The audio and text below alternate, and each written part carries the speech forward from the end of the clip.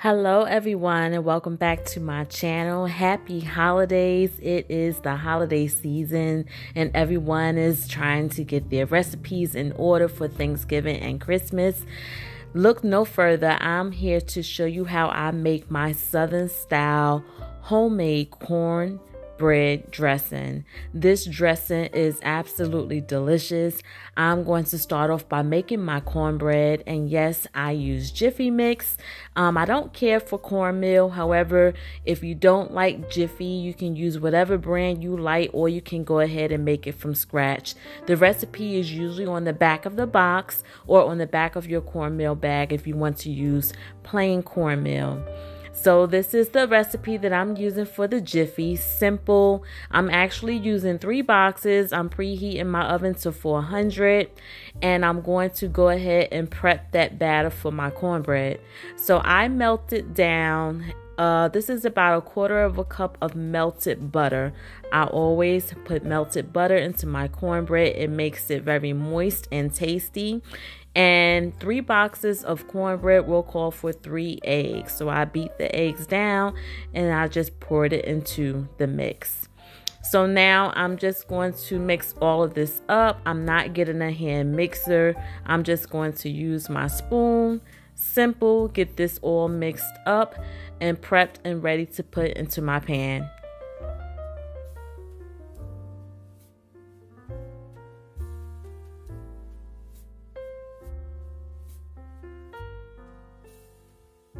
So I don't like the consistency of this batter. The recipe calls for 1/3 cup per box. However, I'm just adding a little more just so that I could get a better stir and more resistance on the batter. It was a little too stiff for me. So that little bit of milk that I added is actually perfect. If I had to measure it out, I would say maybe it was just a couple of tablespoons. One thing about me when I'm cooking, I don't measure a lot of things. I do actually eyeball most of the time, so I'm pretty bad at that, pretty bad at giving measurements. However, you can use your own discretion. That's the best I could say with that. But anyway. So right now I am prepping my baking sheet so that I can go ahead and pour my cornbread mix into the pan. And this here is a glass baking pan. So I'm going to go ahead and spray some butter flavored cooking spray so that the cornbread don't stick.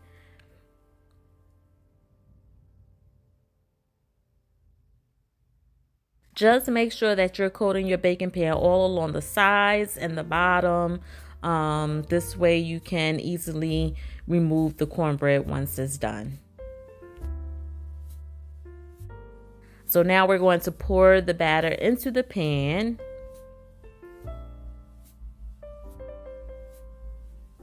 And guys, I can say I think I overbeat this batter. I should have left it alone, but I did overbeat it a lot. Make sure when you're making your cornbread, don't overbeat. All you're doing is just blending in the ingredients, and that's about it. If it's a little lumpy, that's totally fine, but either way, it's still going to come out good. It may have a few cracks here and there, but it's okay because once this cornbread is done, we're going to let it cool, and we're actually using this tomorrow on Thanksgiving Day for our cornbread dressing. So I'll be removing this from the pan anyway and bringing it up into a bowl.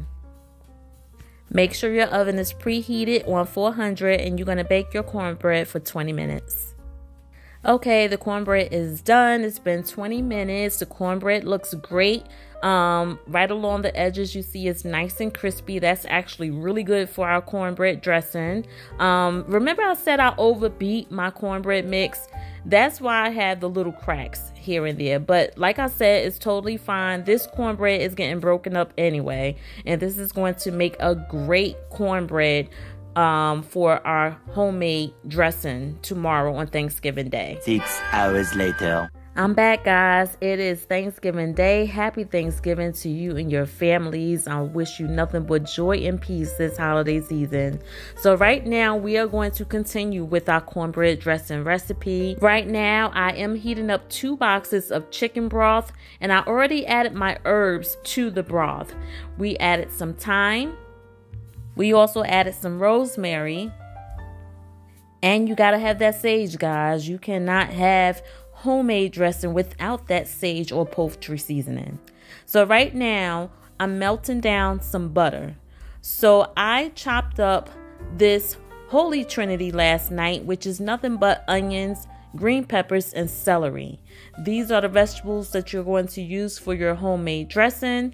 So I'm melting down some butter right now, and what we're going to do is pretty much sweat down these vegetables until they're translucent. You're not cooking them all the way, guys. You don't want them super soft because they're going to bake with the dressing in the oven as well, and they will finish cooking inside the dressing. So we're just going to sweat these down. And we're going to hit this with a little bit of seasoning as well. You want your food to taste good, so you got to get those flavors rolling, y'all. You got to get it rolling. We're going to start with some onion powder. Next, we're going to use some garlic powder.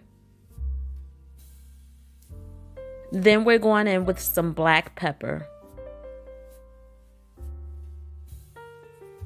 I'm going to go in with just a dash of salt, not a lot, just a dash to wake up those flavors. And we're going to let this sweat down for a couple of more minutes. It's almost to the right consistency that we need for this recipe. And we are done. So you're going to just put these to the side. Next up, time to cook your sausage. Jimmy Dean sage sausage is the best sausage to use for this recipe. However, you can use any type of sausage you like. If you don't like pork, you can use turkey, any type of sausage you like. But sage sausage is the best sausage to use for your dressing. So right now, I'm putting the whole entire package into the pan. My pan is on a medium-high heat. And what I'm doing right now is I just have a wooden spoon here. I'm just breaking that meat up. We are going to cook this meat down until it is done. This meat do not take long to cook at all. I think it literally took me maybe 5, maybe to 8 minutes, if that. It cooked down very fast. So that's definitely a great thing because I'm all about quick and easy recipes. So yes, so right now, as you can see, the meat is just about completely done. So I'm just working it around, y'all. What I'm pretty much doing is using that spoon and I'm breaking it up. I'm continuously breaking it up because I don't want any large chunks of sausage in my dressing. I want to be able to taste it, so I don't want it too small, but I definitely don't want it too chunky either. So I'm just making sure that all of the big chunks are broken up and that all of the meat is a decent size for our dressing. And this is perfect. So right now we're going to take those veggies that we sweated down a moment ago. We're going to add that to the sausage. So we're going to blend that together and we're going to cook these for maybe about another 3 minutes or so until everything is well blended.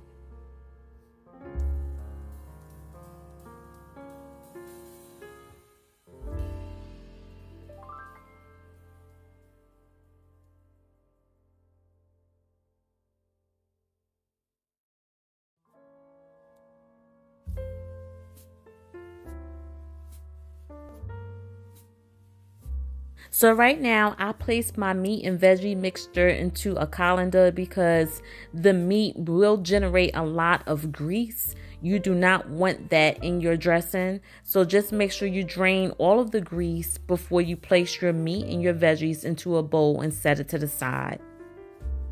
Now it's time to take our cornbread, and what we're going to do is, now remember I made this the night before. It's best to use the cornbread that is overnight. try not to make your cornbread the same day because you want your cornbread to dry out. It's better to use a dry cornbread for this cornbread recipe versus a super moist cornbread made the same day. So what I'm doing right now, I actually did not use enough cooking spray last night when I made the cornbread, so it is sticking a little bit. So I'm going to, as you can see, I put on my gloves. So I'm going to go ahead and just pull this cornbread up and break it up. Now, we are not going for any aesthetics right now. We are making homemade dressing, y'all. So if you cook in the kitchen, you know you're going to have to get your hands dirty. So that's why I got my gloves. I have to go in, especially when making dressing. I want to feel my food. You hear me? Yes, I want to feel it, y'all. So I am breaking up this cornbread, getting it all up out of the bottom of the pan. And no worries, if your cornbread sticks to the bottom of the pan, go ahead, hit it with some dish liquid, put some hot water in it. It will come right up, y'all. No biggie at all. So we're going to add all of that cornbread to this bowl. Make sure you find the largest bowl you may have available because this will expand in size as you begin to add the vegetables and the soup mix. It will get a little bigger, so you want to make sure you have a large bowl because you need that room to mix up your cornbread. Either a large bowl or a large pan would do for this recipe. So what I'm doing is I'm just making sure I don't have any large clumps of cornbread. I'm just trying to make sure that everything is broken up before I add the rest of my ingredients. So see, I'm finding like little clumps and stuff like that. So I'm just breaking them up, just making sure everything, so that we don't have a lumpy cornbread. Like we don't want, to taste a big old chunk of cornbread in our mouth when we're eating our dressing.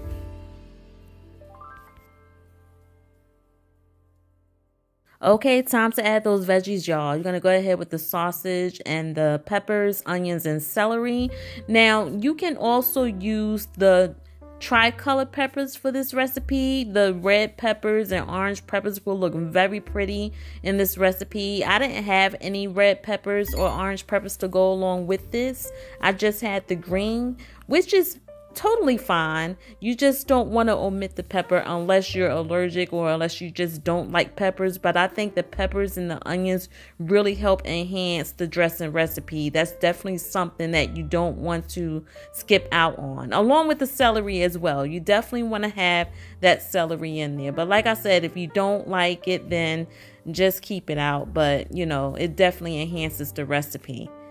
That is how your cornbread should look once everything is combined. You want to make sure it's combined. As you can see, when I was mixing, I was going up from the bottom and bringing it to the top, just making sure everything is evenly distributed. Next, we're adding the cream of celery soup. The cream of celery soup and the cream of chicken soup is going to help your dressing be nice and creamy. It's not going to allow it to dry out. It's going to give it a really good flavor as well. Sometimes it may take a little time for the soup to come out, but y'all just grab a spoon and just get it on out of there. As you can see, this one slid out with no problem. We're now adding the cream of chicken. So this one was a little harder to come out of the can, so what I'm going to do is just grab a spoon to help get all that goodness out of there. Next, we're going to go ahead and grab that broth. Now, with the broth, you don't need to bring this to a boil. As long as it's warm, you just need it warm enough to go ahead and soak into the cornbread. So it don't have to be boiling. As you can see, as I stated earlier, we added those herbs. We're going to add some stovetop chicken to this recipe as well. The reason why I'm adding that is because I want that extra breadcrumb, and I'm using stovetop because stovetop is already seasoned. You can use the plain stuffing mix to add to this recipe if you want. You can use white bread toast as well if you want. It's totally up to you. Whatever you like, you can use with this recipe. So now it is time for us to add the broth.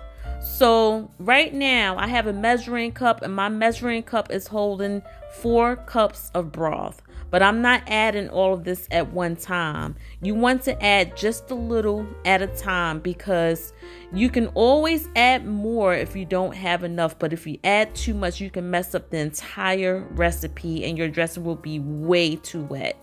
So you want to add little by little and begin to go ahead and mix in all of those ingredients. I'm going to show you the exact consistency that you're looking for with this dressing.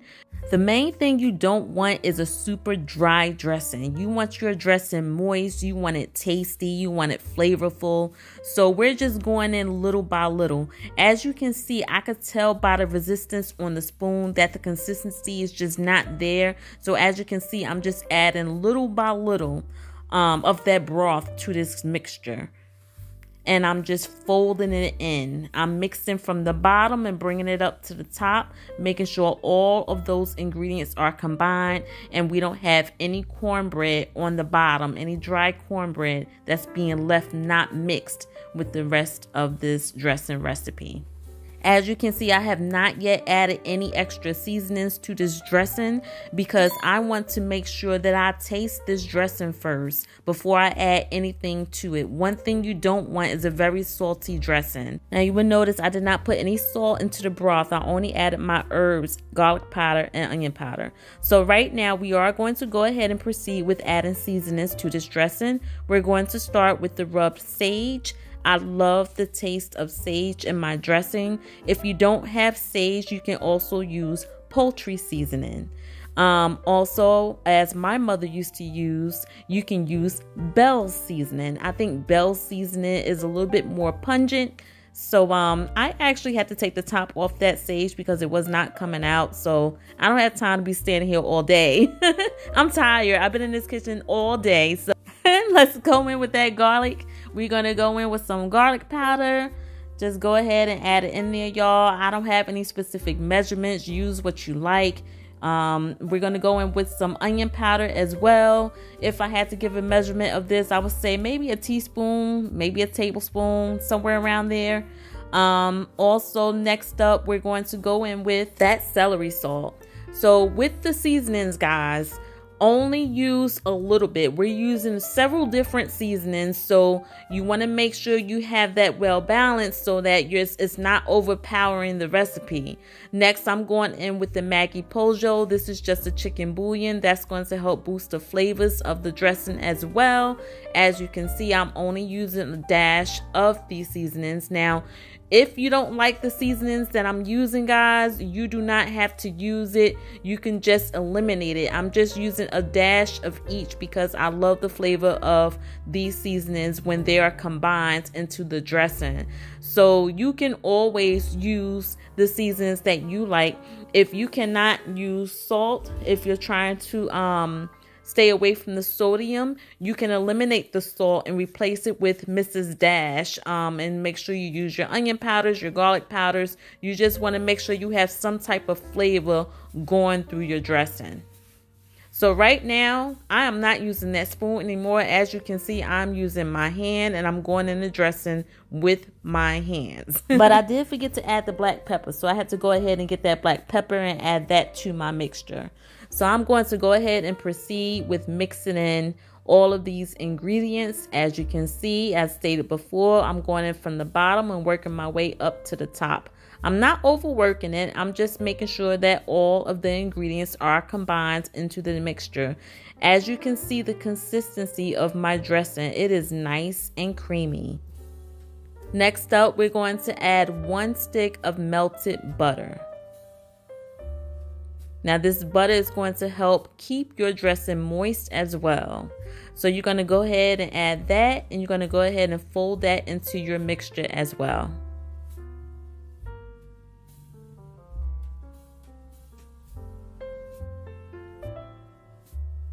So I'm not yet satisfied with the consistency of this dressing mix right here. It was still a little bit too stiff for me. So I went ahead and added a little more of the broth. And it looks like I'm probably going to be using the whole 4 cups of broth for this dressing recipe. So this is for 3 boxes of cornbread mix, 1 bag of stovetop stuffing, 4 cups of broth. That's pretty much what I use for this recipe. So I'm just going to go ahead and add the rest of this mixture. And this is perfect right here. This is what you need when you're making the cornbread dressing. Look at that. Not too stiff and not too wet either. It's perfect. Perfect consistency. Perfect. That's what you want. So these gloves are getting sticky. I have to take these off and refresh and get a fresh set. So let me go over here. I got my fresh gloves. So now I'm going to take 2 eggs and we're going to pour the beaten eggs into the mixture. Now the eggs is going to be the binding agent for your dressing so that your dressing will stick together. Just make sure you already taste your dressing. Make sure your flavors are there and to your liking before you add the egg, okay? I tasted, I like, so I added my egg. This is nice and creamy and it is perfect. I'm very satisfied with the way this mixture turned out. I know that we are going to have a very flavorful, creamy cornbread dressing. Okay, y'all, so I sprayed my baking pan with cooking spray, enough of it this time. And I'm going to go ahead and pour my dressing into the baking pan. It is now time to bake your cornbread dressing. So right now what I'm doing is just making sure that my dressing is evenly distributed into the pan so that my dressing do not bake lopsided. I want to make sure that it is even. And what I'm doing right now is I have a spoon and I'm just fluffing up the top of my dressing with the back of the spoon. I don't want the top smooth. I want it kind of like fluffy on the top. This way when it's browning, you have that nice brown color across the top of your dressing. Just something that I do. You don't have to do it. It's not imperative, of course. It's just something that I like to do. So this dressing is ready to be baked. You're going to bake it in the oven on 375 for 45 minutes to an hour. Make sure you check it at the 45 minutes to make sure it's browning nicely. By using this glass baking dish, it's going to allow us to have those nice crispy brown edges. And once your dressing is done, it is going to look just like that. Absolutely delicious, guys. Look at that dressing. Oh my goodness, it looks so good. And as you can see, we do not have any dry dressing, y'all. Look at that. Oh, that looks so good. Look how moist it is. And as you can see, I gave you a step-by-step process on how you can prepare this dressing. It is not hard at all. Just a few steps. If you have the patience, anyone can make this dressing. It is very easy to make. Just remember when your dressing is done, just let it set for a little while. I would recommend letting it sit for like 30 minutes to let the flavors settle and before you cut it or dig in, okay?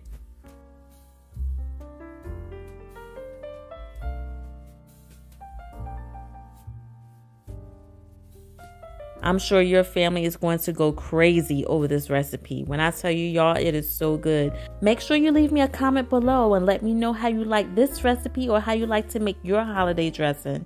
I hope you all take care, be blessed, and stay safe, guys. Bye.